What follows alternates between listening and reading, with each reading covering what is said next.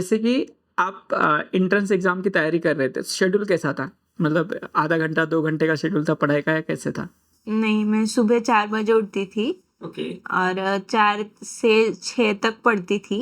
6:30 बजे हमारा फिजिक्स का क्लास रहता था मॉर्निंग। मेरे घर पे। हाँ, मॉर्निंग। तो सर आते थे मेरे घर पे और मेरे 2 फ्रेंड्स थे, तो हमारी ट्यूशन चलती थी 1.5 घंटा 8 बजे तक, 6:30 से 8। फिर 8 बजे ब्रेकफास्ट करना, नहाना वगैरह, उसमें सब 9 साढ़े 9 बज जाते थे।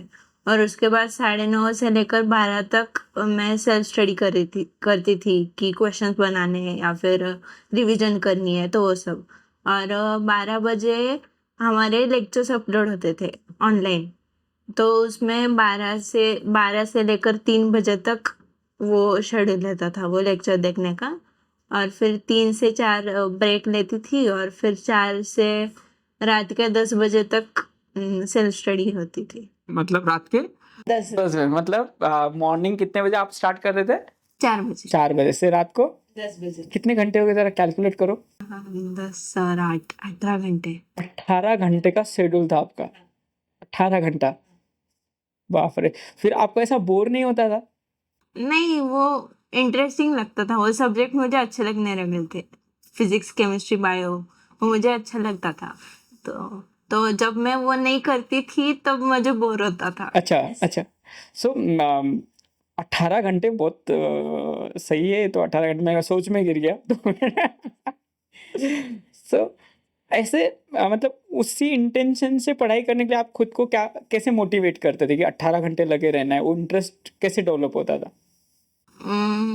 पहले तो टीचर्स ही वैसे थे कि वो सब्जेक्ट को इंटरेस्टिंग बनाते थे और मुझे अच्छा लगता था वो पढ़ना, वो समझना वगैरह, फिजिक्स के प्रॉब्लम सॉल्व करना, एमसीक्यू सॉल्व करना, तो उसमें मेरा मन लगता था। तो टाइम कैसे बीत जाता था वो पता भी नहीं चलता। वो इंटरेस्ट डेवलप करने का रोल टीचर के हाथ में है या नहीं है? हाँ, टीचर के हाथ में भी होता है। या मतलब एक कोई कंसेप्ट हो तो टीचर टीचर टू टीचर वो डिपेंड करता है कि वो सब कंसेप्ट स्टूडेंट को कैसे समझाए। तो लकीली मुझे बहुत अच्छे टीचर मिले थे। हर जगह अच्छे टीचर मिल रहे हैं आपको, स्कूल में भी अच्छे टीचर मिल रहे हाँ हैं? हाँ, वो एक प्लस पॉइंट था कि मुझे बहुत अच्छे टीचर मिले हर जगह। तो वो था, और वो टीचर्स ऐसे बहुत सपोर्टिव थे कि तू कर, तुझे मेडिकल कॉलेज अच्छा मिलना चाहिए, गवर्नमेंट सीट मिलनी चाहिए। तो वो एक मोटिवेशन रहता था ही। और मेरा खुद का भी मोटिवेशन कि डॉक्टर भी बनना है, तो पढ़ना तो पड़ेगा ऐसे। ओके। पहले सेम में आप क्रैक कर लिया था आपने, मतलब? हाँ। सही है। अभी जैसे आपने बोला ना, थोड़ा सा अलग वे में जाते हैं हम लोग। आप पढ़ाई में इन्वॉल्व हो जाते हो, लेकिन मेरा एग्जैक्ट अपोजिट डायरेक्शन है ऐसा। एकदम एकदम अपोजिट है। सो आप इशिता को कैसे दे? मैं इशिता का इसलिए पूछ रहा हूँ क्योंकि वो बच्चा है, तो मैं चाहता हूँ उसको है ना कैसे भी मैं उसको इतना क्लैरिटी दूँ कि वो जो भी चूज करे उसके लिए वो बहुत बेनिफिशियल हो। That is my purpose. So आप उसको आप कैसे देखते हो कि इशिता का कैसा पर्सनैलिटी है? हमने बात की थी फिर भी। हाँ। इशिता ज्यादा देर मतलब एक जगह पे नहीं बैठ सकती थी, जैसे मैं बैठ सकती हूँ, लेकिन उसकी ग्रास्पिंग पावर बहुत अच्छी है।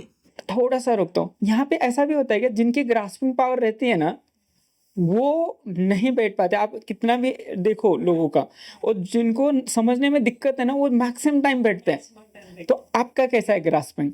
मेरा मतलब हम दोनों का वैसे सेम ही है, उसका थोड़ा सा ज्यादा है। हाँ, ओके। मतलब मुझे अगर एक चीज समझने में 2 घंटे लगेंगे तो वो 1 घंटे में समझ लेगी, ऐसी है वो। ओके, इसको थोड़ा फोड़ दे। ग्रास्पिंग मतलब क्या? कौन सी चीज को आप समझना ना समझना बोल रहे हो, वो मुझे समझा नहीं। मतलब अगर कोई नया कंसेप्ट मिला, हाँ। तो मुझे टाइम लगेगा उसको समझने में या उसको एक्सेप्ट करने में। वो ऐसी नहीं है, वो जल्दी से उसको समझ लेगी ऐसे। कैसे फिर कैलकुलेट आप किस बेस पे कर रहे हो? मतलब वो एक बार मैं जानना चाहता हूँ कि हाँ, मतलब वो सब जगह मतलब ज्यादा देर पढ़ती भी नहीं है, और फिर भी उसके ग्रेड्स मतलब मार्क्स तो बहुत अच्छा, वो मार्क्स के ऊपर तो मैं भरोसा नहीं करता, मैं तुम्हारे ऊपर भरोसा कर सकता हूँ। नहीं, क्योंकि वो अगर मतलब कोई टॉपिक पढ़े एक बार तो उसको वो याद रहता है। मतलब 1 हफ्ता 2 हफ्ता वो उसको रिटेनिंग पावर उसकी बहुत ज्यादा है। रिटेनिंग मतलब वो टॉपिक में क्या चीज है, क्या कंसेप्ट है, वो उसको बहुत लंबे समय तक याद रहता है। मेरा वैसा नहीं है, मुझे बहुत 2-3 बार उसको पढ़ना पड़ेगा ओके। तो मुझे वो याद रहेगा। ऐसे वो एक बार पढ़ने में पढ़ लेगी तो उसको याद